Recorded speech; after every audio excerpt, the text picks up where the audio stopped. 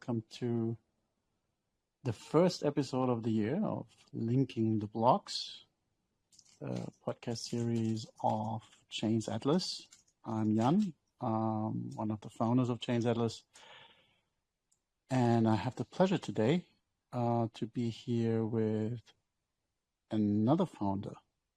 She just joined the team just in time for a big announcement that will be coming in the next week. So stay tuned on all our social channels. Shaghig Agulian, our new COO. Welcome. Hi, thank you for the introduction.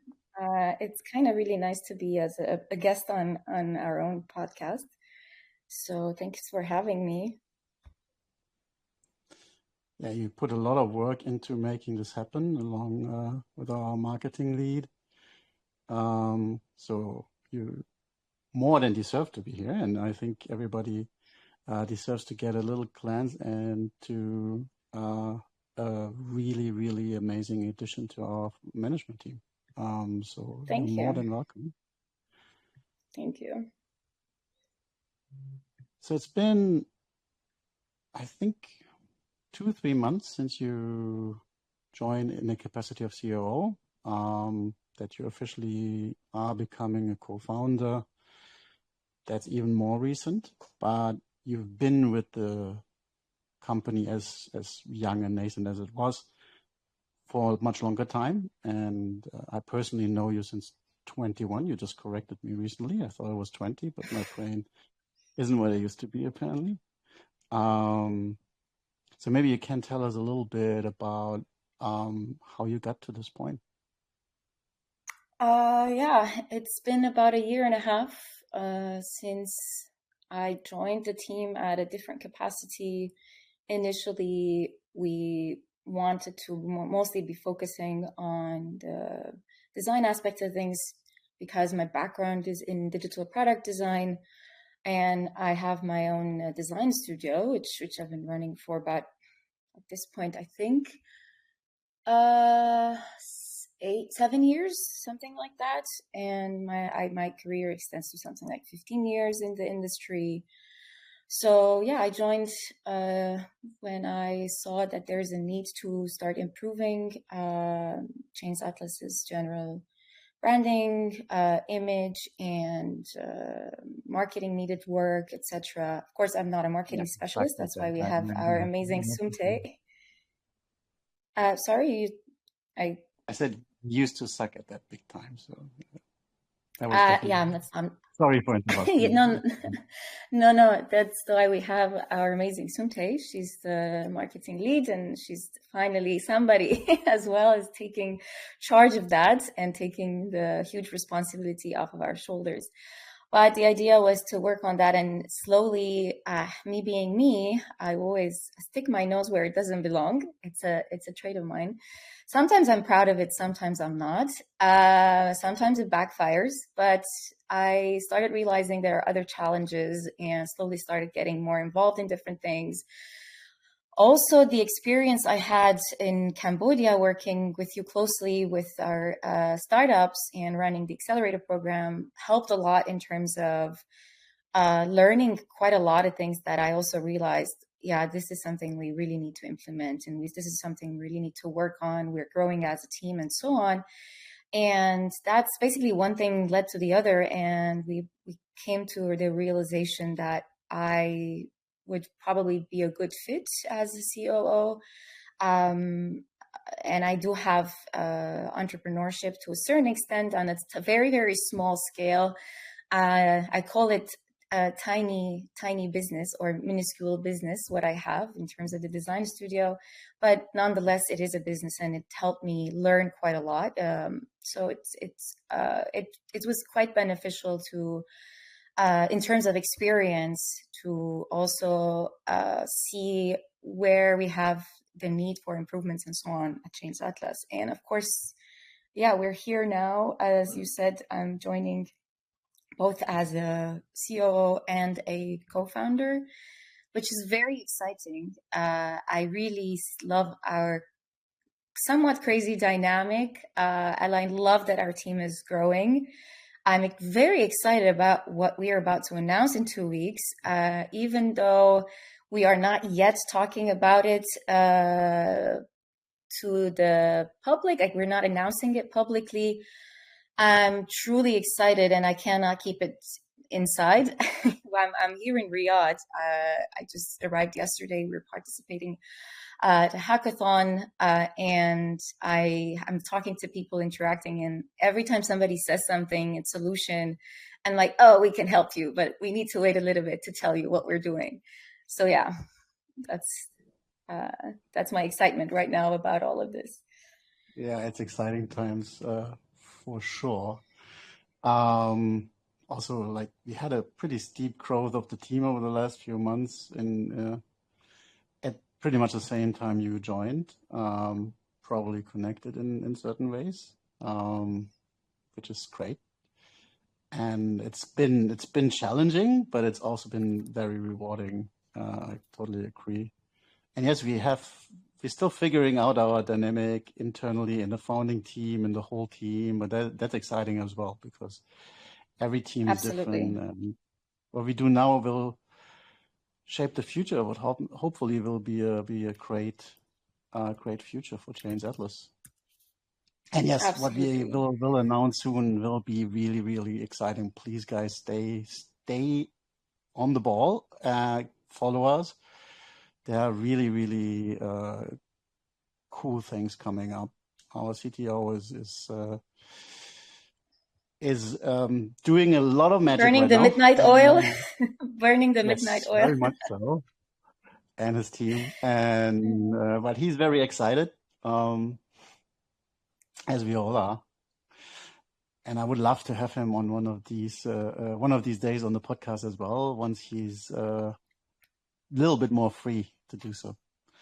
Or maybe we can send one I of these actually would. AI agents. I Hint, actually hint. would love people. Sorry to interrupt you. I would really love people to hear the dynamic the two of you have. It is something that amazes me, and I've said this countless times.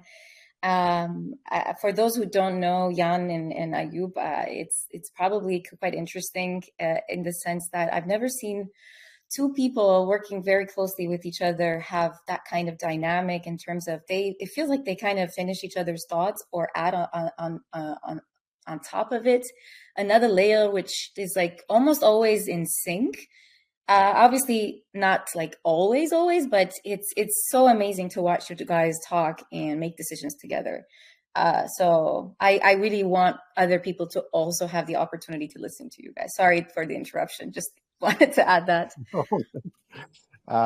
Yeah, I agree. It's a very interesting dynamic, but I think that this is the interesting part, where you bring in a very different perspective, and where everything is very smooth and very easy to, as you say, we often come to very similar conclusions. You challenge that at times, and you tend to be direct when you think things are not going the way they should, or at least you have a different perspective.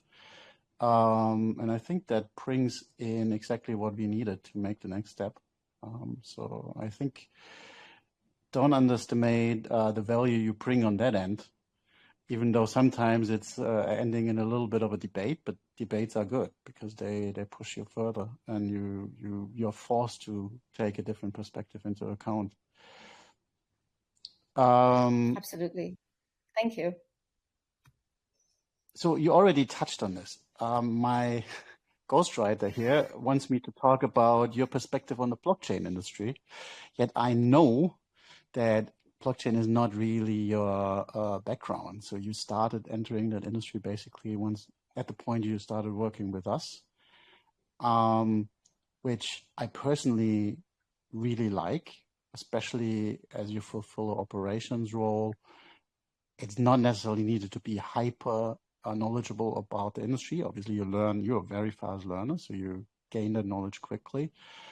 But you also bring a perspective as a designer who's done a lot of work with UI, UX, user interfaces, user experience for those not that technical in the audience. So basically your job was to understand how people interact with technology. And I think that much you can comment on. The industry as it is not doing a good job at that. I think this is something we can really agree on. So maybe you can give us a few words in terms of how you see that moving into the future, and looking a bit from the outside, even though you move more and more in, how you see things could improve, even though obviously the value of crypto is helping the industry, but you also want to gain clients and you want to gain users and adoption, not just because people want to make money out of speculation, right? Otherwise, you stay in that bubble. You want this to be a global industry that brings actual real world value. And I think you are very qualified to give a perspective on that, given your background. That's something I'm really curious about for you to share your perspective on that. You're absolutely right. I joined, I started in it more or less getting into Web3 when I joined the team about a year and a half ago. I've had clients who requested website or design related stuff that were not necessarily relevant to me in terms of web design, Web3 knowledge. I had a request. This is what we need. This is our audience. But even their audience was more corporate level, not necessarily the average Web3 community member, so to speak. So in the last year and a half, I got to learn a bit about what the industry has to offer, but I feel sometimes I'm still clueless, and I really want to openly talk about it. Initially, I remember last year in November, I went to a blockchain event in Berlin. It was basically a conference, 2-day conference. I didn't really get much of what was happening. It was very hard for me to have conversation with people, both for ChainsAtlas, to kind of, first of all, communicate what we were doing. Initially, it was extremely difficult for me to be able to kind of pitch that or even explain what we're doing. Even though technically ours is not necessarily, now that I understand everything, it seems a little bit silly that I couldn't explain it, maybe because I was nervous. It was also not my forte initially to do networking and so on. But one of the major issues I encountered is people are using jargon and a lot of words that I don't understand. And I still don't to a certain extent. Like yesterday, I think it was you mentioned something about semi-fungible tokens. I was like, I barely understand what is a fungible token and a non-fungible token. And now I need to understand semi-fungible token. And I was like, okay, this is weird. But as you said, I've put a little bit of effort to kind of learning what each of these terms mean, starting with basic things like, I don't know what a smart contract is. I still don't fully comprehend sometimes, but I know the more or less the concept of, okay, what it can be used for, what are the different applications and so on. But it's still quite blurry, to be honest. And I try to make sense of them through engagements to conversations. But one thing that was very helpful, and I think this is relevant, and I really appreciate, when we were in Singapore, we met Surya from India, and he mentioned something like, he's apparently also very frustrated about this. And he helped me a lot there. He said, he talks about it a lot. People should, at least for those who come from the Web 2 space, Web 3 folks could actually use Web 2 lingo to explain the concepts. Like there's a parallel. I understand the need to separate the words, the descriptions, the terminologies, to be clear that this is specific for this industry. But for those who are coming to the space, it feels like we're lost in a new dictionary and we don't really know where to begin. And I was like, okay, let me try this. So I ended up using ChatGPT to, was like, okay, please give me a parallel in Web 2, what this particular term means, or give me a list of terms that are very common that I can find a parallel. Because I worked with the tech people in, I think for about like 13 years. I did learn a lot of the terms, a lot of the, the technical terminologies that are relevant. Also for me as a product designer, and I work closely with these teams, so that was very helpful. That drawing the parallel and understanding, okay, so this means this means that, and it all of a sudden started to become much clearer. So I do appreciate his help in terms of trying to simplify it. And that's one of the biggest problems I have in this space, is that it's very closed community. By that I mean, if you don't understand Web3 in depth, it's very difficult for you to become part of it. I truly am amazed by the number of people who understand what blockchain is, how it works, what each of the blockchains are capable of, or why they were initially even built, and like the other layers that come on top of it. And I don't mean the layer 0 or layer 1 or 2. I'm talking about like the entire ecosystem and how it's built. And I sometimes feel like, am I the only one who doesn't get this? And everybody else seems to get it. But then I talk to people who are in the Web2 space, or not necessarily Web3 informed. They're all scared. They're all thinking that most of it is a scam. There is no true application. It's just a hype and it's going to die.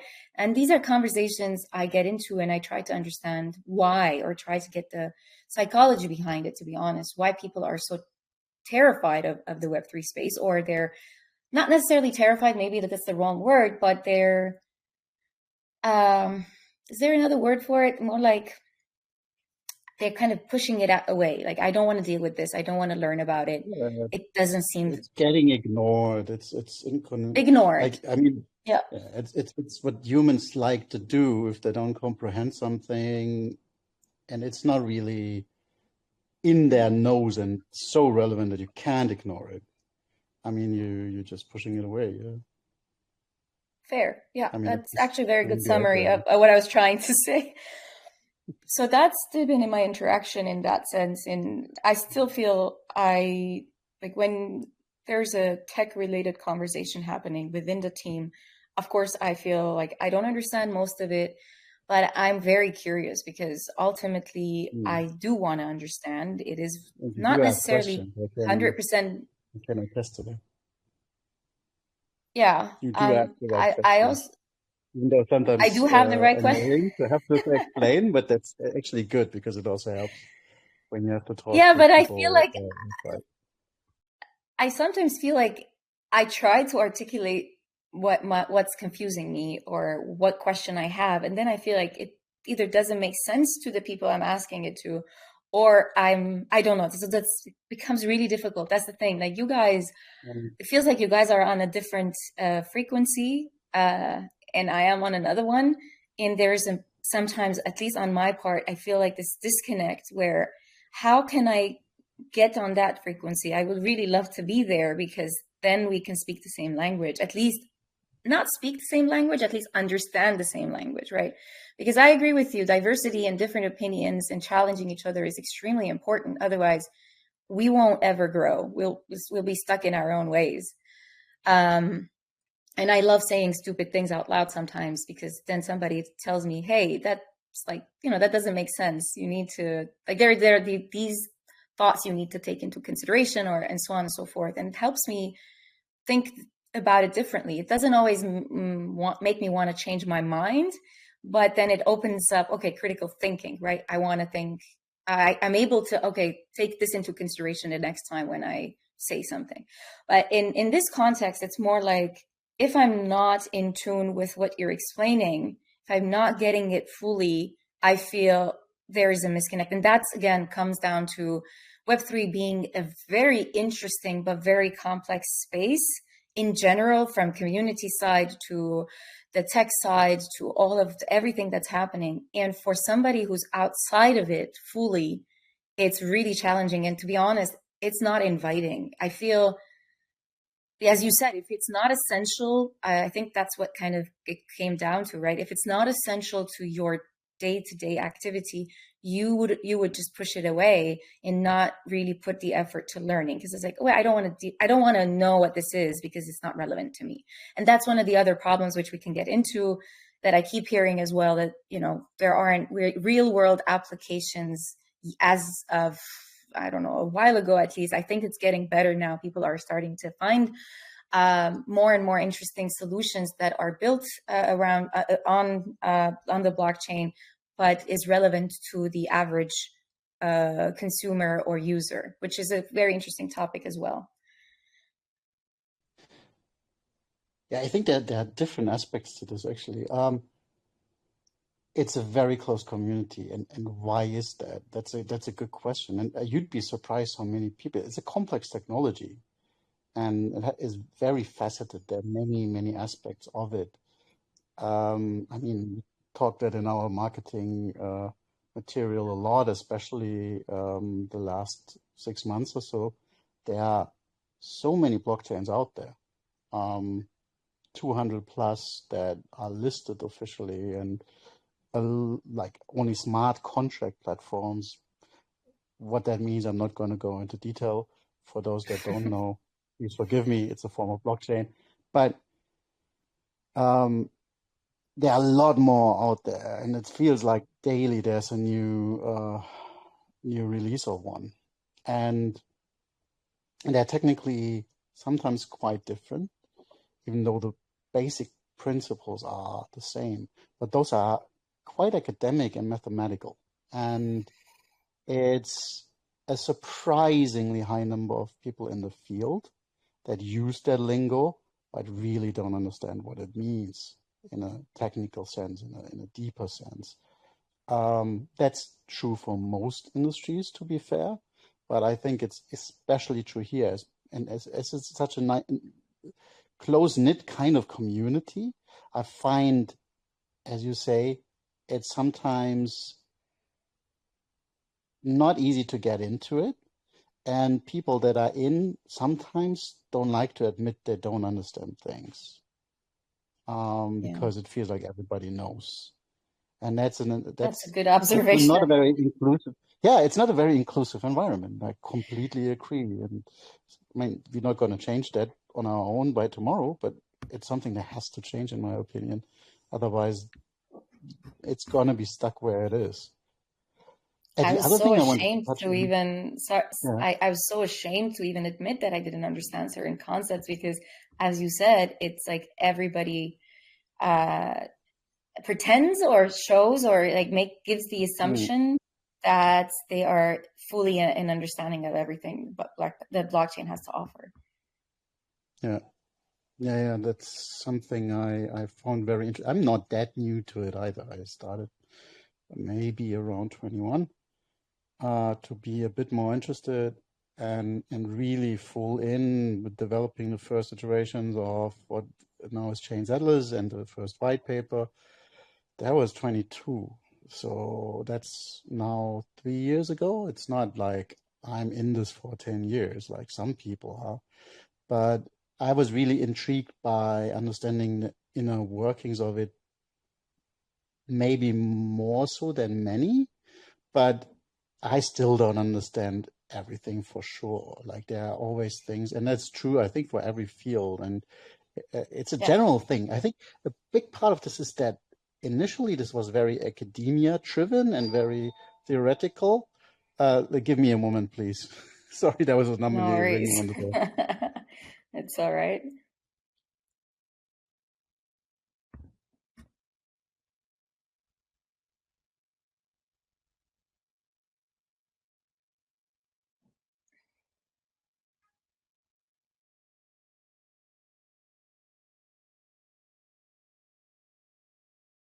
So sorry about that. I'm in a hotel room right now, and the room service. Even though that's why maybe I forgot. I'm not sure. My hotel has a chalkboard outside. I kind of like it. You can mark what you want on basically they have certain criterias you can cross-check. So before the call, I checked sleeping so that I don't get the same problem that you did right now. but I like the board. It's quite cute, and I think it's nice. I mean, I prefer it to the handles, you have to put outside. You those cards you use for do not disturb Yeah, or I'm etc. old school there too. But in Asia nowadays, everything's electronic. You have these buttons somewhere, and it's Yeah, I sometimes know. you don't know what you actually just clicked on, and then you need to check outside, and it's Yeah, but I like the chalkboard. It's so old school and kind of reminds me of my childhood. But it's nice. It's nice to have a bit of less tech, to be honest. I'm a huge tech nerd. Not nerd, sorry, fan. I'm not a nerd in that aspect. I'm a huge tech fan, but sometimes I do appreciate this small, very analog stuff that I grew up with. So yeah. Anyway, you were saying something earlier. yeah, I need to try to find. Yeah, what I wanted to say. But that's pure speculation, of course. I think a lot is related, and I was reminded of that just recently because Ayub, our CTO, was releasing a paper or publishing a paper, an academic paper with a lot of very specific lingo. And I was thinking, and one of our writers was struggling a little bit understanding some of these concepts because it's not really her background. And like there was one term, superposition in neural networks in that case. I'm familiar with the term from my physics background, especially in quantum mechanics. I know what it means, what it's referring to, but it's actually something extremely simple. It's one thing has two different potential states. Something like your shop next door is a barber and also sells ice cream. So it's in a superposition between a hairstylist and a gelato master, and you basically with your order decide which direction it falls.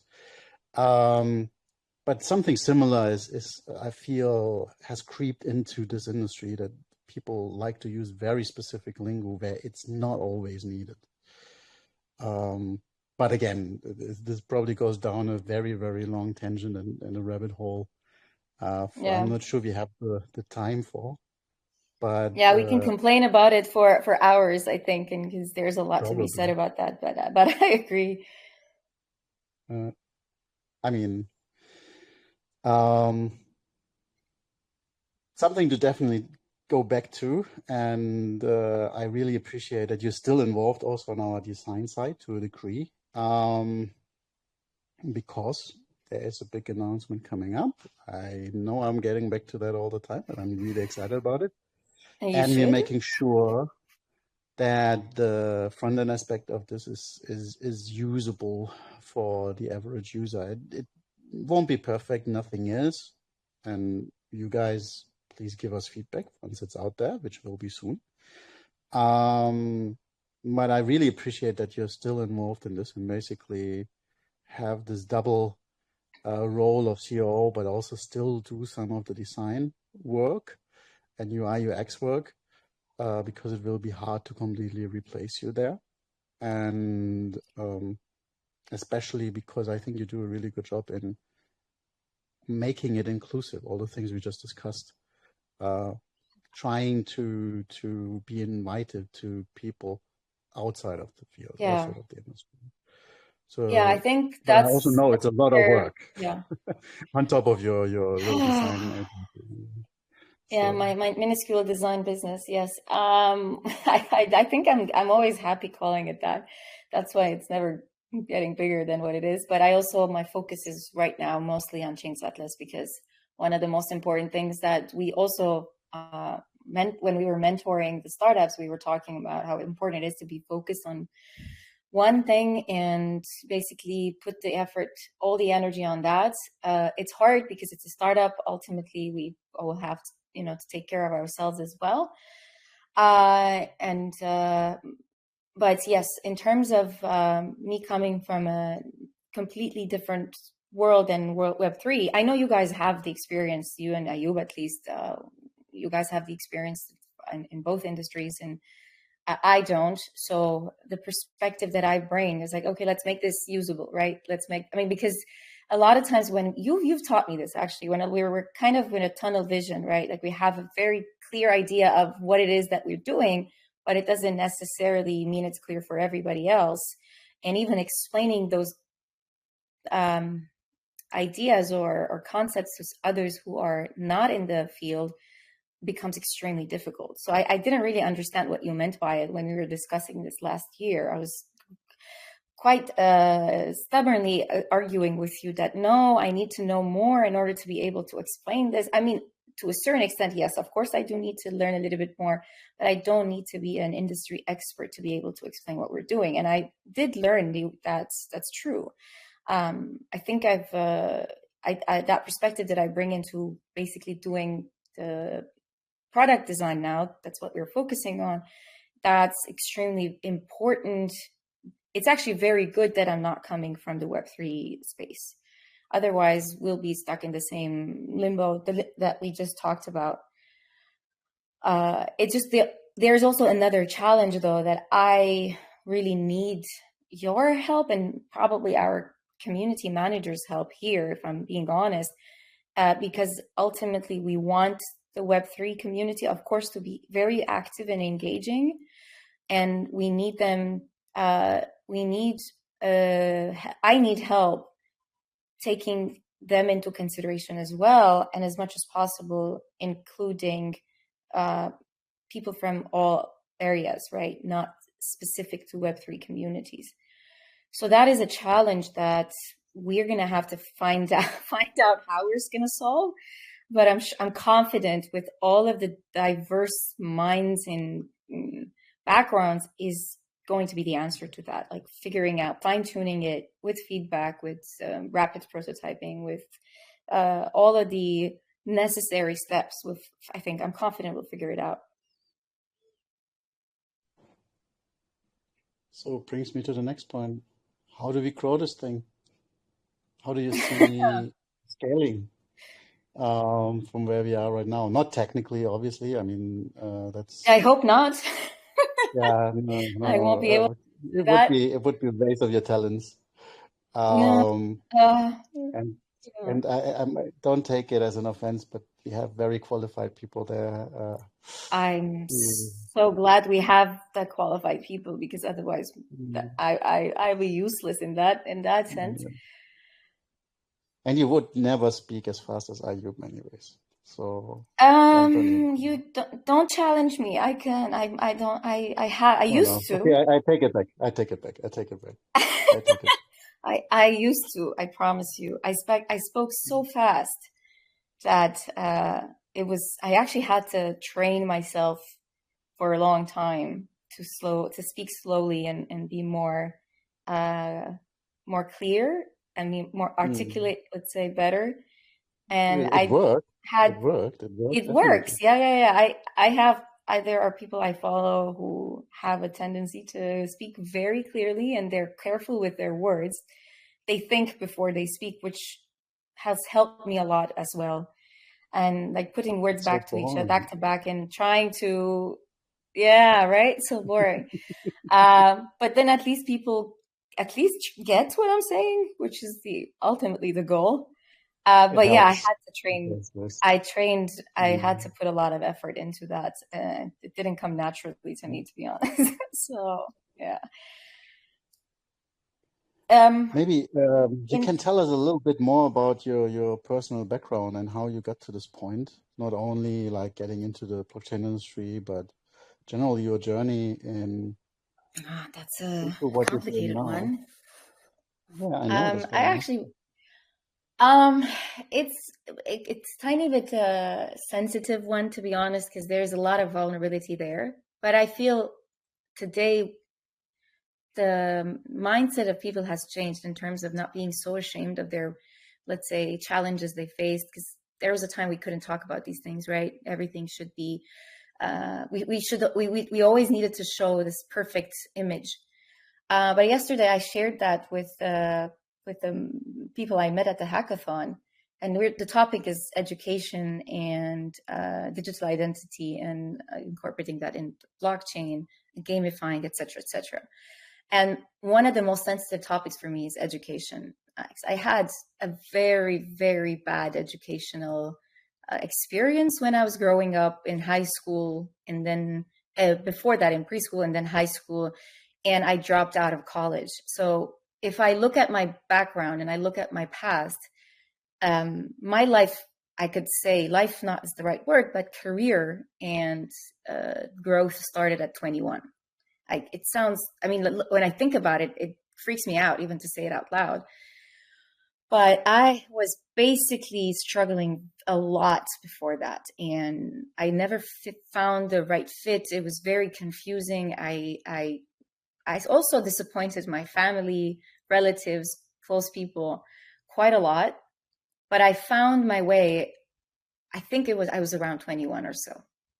And I started experimenting different things. I started as a 3D, I actually took 3D design, let's not call it modeling courses, which excited me so much. I was working 12 hours a day trying to, I don't know, model a human head.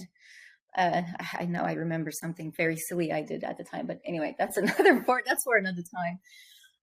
But I was actually doing really good at it. And then I fell in love with 3D animation. Because after the course, they introduced us to like what we can do next. And I fell in love with 3D animation. So I wanted to pursue that. But there aren't any 3D schools here in Armenia. And even the next course would not have been enough because it's only 2 months and so on. So I started finding online schools. I did. And eventually I took some courses, but I also realized that I'm not necessarily that talented when it comes to animation, because even though hard work pays off, there are certain things that require innate talent that you either have or don't have. You can still become a great animator, but there's something in there that has to be there.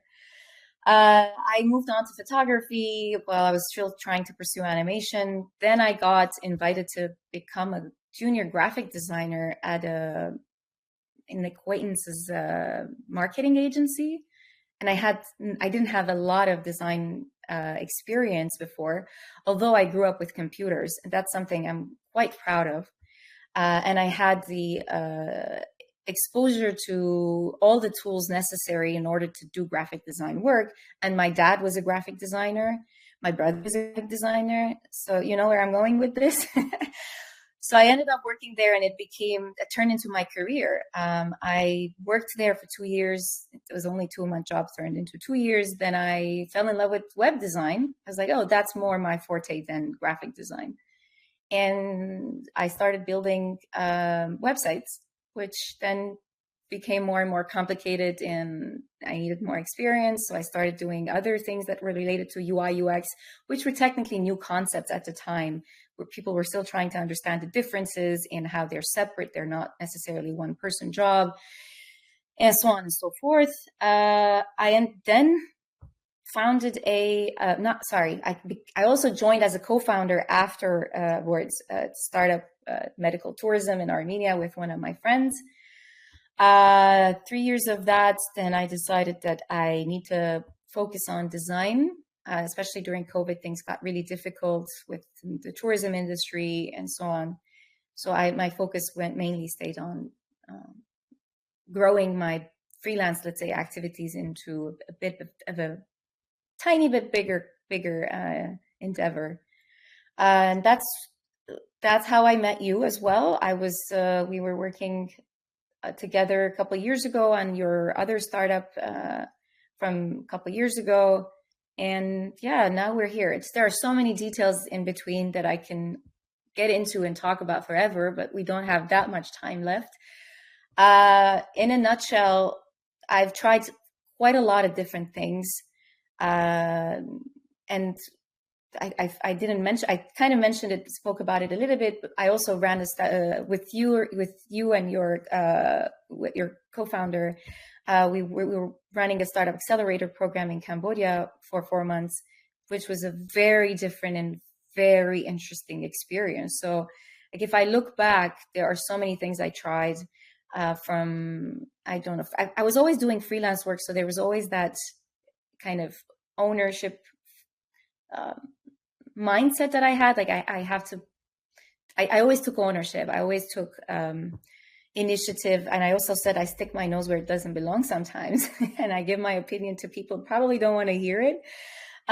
Sometimes it backfires, but for the most part, I would say something like 85% of the time, it's appreciated. And I always hear great feedback when I show my enthusiasm about something. And even if I disagree with somebody and share that, it's always appreciated, which I love, but sometimes it backfires.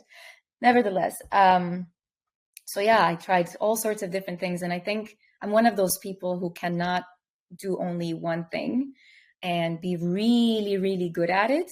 I envy those people. But at the same time, I know it's not for me.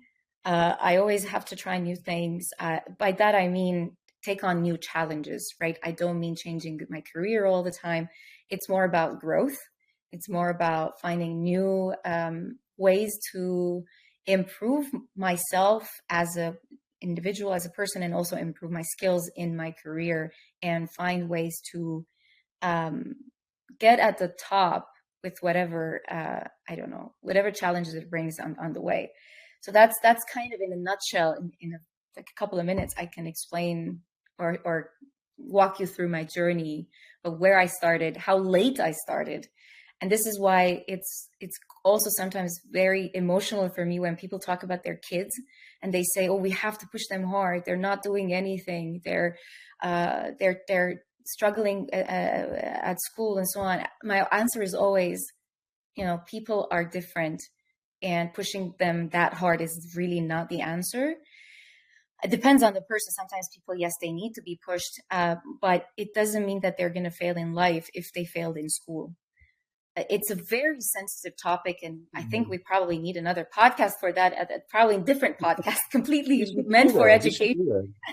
We should do that. I have a lot to say about that story as well. I mean, I was quitting school basically when I was 13, which basically was illegal back home in Germany. I had to stand trial for it.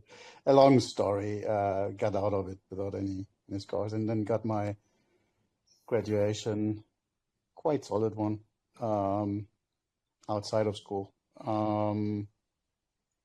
Everybody's journey is individual. I totally agree on that. I can absolutely associate with that. So let's do another podcast about education. I actually would love that. Don't have enough to do it already. But no, I would love to. I would really love. I know you have a similar but very different experience in the sense. So I know you can relate. And the more people I talk to, the more heated discussions there are about this, and our education system is failing miserably. But it's important that the topic of it is like the way kids learn nowadays is so. Oh my God! Not in touch. It's from one extreme to the other. Yeah. But it's from one extreme to the other. What I don't like is like we're trying to gamify everything. It's like I don't think that's the solution. It's a dystopian, at least vision for me, and I wouldn't really want to go down that rabbit hole. But also, what we have right now is absolutely a nightmare for many kids. So it's a very, very difficult topic. But because the topic of the day was basically, more or less like how I got here and what that means for future generations and what that means for people who want to be in a position that's like on a managerial level or co-founder or whatever it may be, entrepreneurial. I just think it's important for me to say it doesn't matter when you start. Because I'm not saying that I reached to the successes that I hope I will one day. It's very difficult for me to say this. It makes me emotional, but I'm proud of how I got here from where I was to where I am. It's really difficult, like, because I kind of, one side of me says, hey, what are you, proud of? But then on the other hand, I know all the difficulties I went through, and against all odds, because that's what people thought in my family, to be quite honest, I still made something out of it. Again, it's very difficult to say this out loud because it's a cringe, to be honest, like to say something like that about No, but myself. it's true. No. But it's All right. true. If you don't want to say it, I say it. It's absolutely correct. No, that's So, gonna make me oh, blush. Well, technically, I'm both blushing and cringing at the same time, so it's a weird yeah, feeling. okay. We don't want to overwhelm you. So let's move Yeah, to the I next have a full topic. day. We have Uh, actually we're out of time, to be very precise. yeah. But still, I'd like to touch a little bit. We overdraw a little bit. That's okay. On the future outlook. What do you see this? Where do you see us going? What's your vision? Um, Uh, and how, well, because on a we cannot personal share quite level, a on a lot. professional level? Yeah, but maybe a I'm few very ideas. excited about where we're headed, and I think that is can actually change the course of our company. There are a lot of challenges ahead, and we need our amazing team and their support and their hard work, and they're already doing like they're exceeding our expectations in ways that I cannot describe. Maybe I shouldn't say that out loud. Guys, keep on the hard work, right? So, but I truly appreciate the effort. The I we couldn't do any of this without them. And what I see is that we really need to be focused on, like, that's one of the things that in branding and marketing, it's talked about the positioning, the way we communicate things, simplifying it for the average consumer. So we have a lot of work to do, but I see with all of that's coming that we cannot really talk about much and seems so cryptic right now for the listeners. I'm extremely excited. I have goosebumps talking about it right now that we're going to do things. I need to say, if we do things right, we're going to be at a position that it's not even something I imagined about a year and a half ago. When I joined the team and so on, I saw the what you were building, and I understood it to like a level that was quite smaller than now. I saw the potential, but now that where we are and that I understand more, yeah, this could be really big. And for that, I mean, as an operations manager, I need to help the team to find their place in the company. By that I mean they know what they're doing, but it's important to create an environment where things are not being blocked. We're growing the team the right way. We're learning from our past mistakes because we both, and at least you and I, have different experiences in growing teams, and so on, having our own companies. I had a startup as well before. You have way more experience than I do in that sense, so that's extremely valuable. And I think our internal conversations talk about that, right? That we should make sure that we're not repeating the same mistakes. But ultimately, No, we should make our new ones. main, sorry?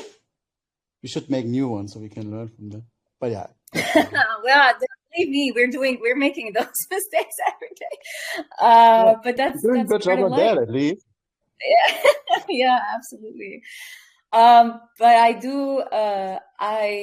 I do know that it's all about the community, because Web3 is a very different space than Web2. And I think what's interesting is I don't really understand much of, how tokens work. Sorry, everybody. I know you're going to hate me for this. I don't understand how tokens work. What utility tokens do, and so on and so forth. I'm still trying to make sense of it. But when we talked about it and I started making a little bit of an, sense, I was like, wait, this sounds like, if we release a token or we do something, or somebody like a company does that, it's like going IPO, right? It's like, it's all about, if people know about you, buy your tokens, then, the value of it goes up or goes down. And I was like, oh, okay, that kind of is, initially I didn't expect that. It's like, basically I didn't understand that's what it is. And when I did, I was like, oh, that's kind of a interesting thing to do, because now it's all about, I mean, it was always all about communicating it to the market and people who will engage with our product, who will use our product. This is on another level, which is something I find a very interesting challenge.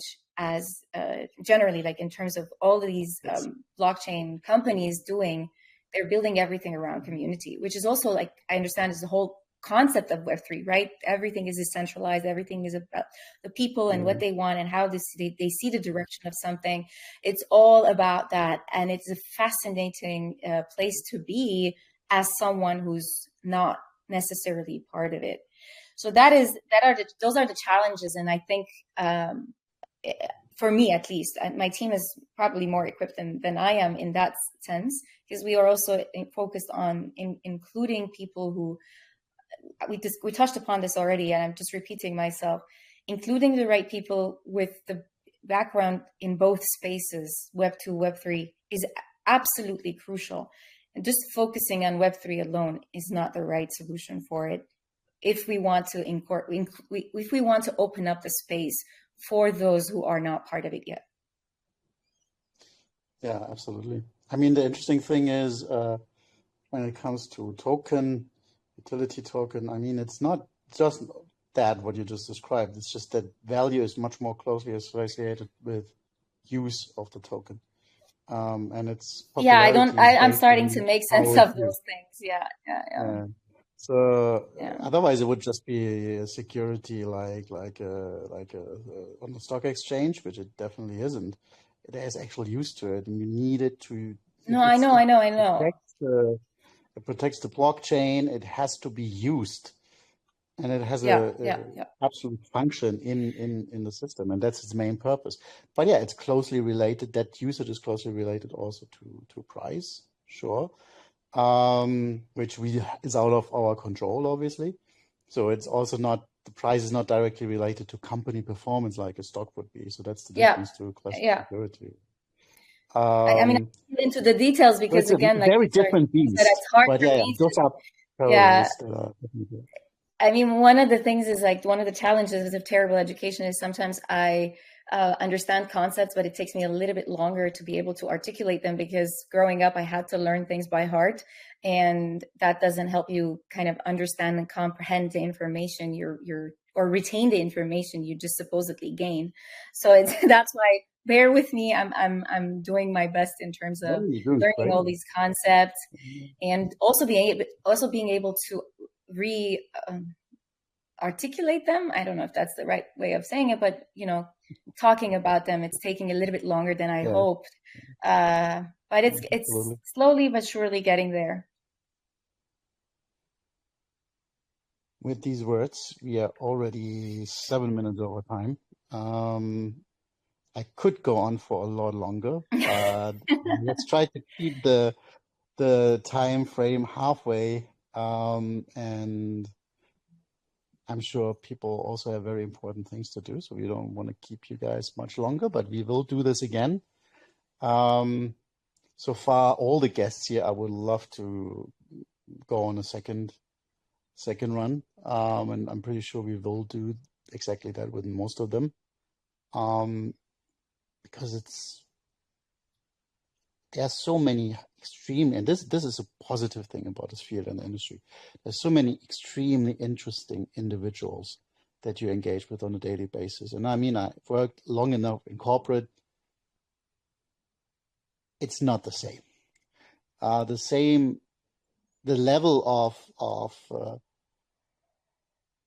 new things you learn and you're challenged by on a daily basis, and individual people you meet and their story, it's so much higher than in what I did before. It's so much more interesting than what I did before in a way. And I embraced it, and I'm glad for doing it, if for nothing else, for that reason, on a daily basis. Obviously, I'm also excited about the technology, right? But having a talk with somebody like you, like today, that is really fulfilling. And I know we get to talk on a daily basis, but that's different than really learning a little bit about your journey and hearing how you see things in this environment and sharing it with our community and everyone out there. I want to thank you for making the time and being willing. I know I asked for it, and I know I pushed a little bit, and I know you were a bit worried about it. But I'm glad you were open to come and have this conversation and be a guest on our podcast. It's extremely appreciated. And I'm happy to be here. I mean, the only thing I was concerned about is talking about the Web3 part of it. But other than that, I think everybody knows by now that I really love talking and I cannot stop. So whenever there's an opportunity I'm in, it's just sometimes it's hard to talk about something I'm not necessarily fully familiar about. I hope I did a halfway good job in not embarrassing you. No, you did great. You did great. Thank you you for the support, by the way. I appreciate that. You're more than welcome. And thanks again for being here. I definitely, Thank you. guys, this is the end. Talk to you soon. Next episode will be on the 6th of February, I believe, on the 5th. Anywhere around there. You'll see the announcement on the channels. And see you there. Bye-bye.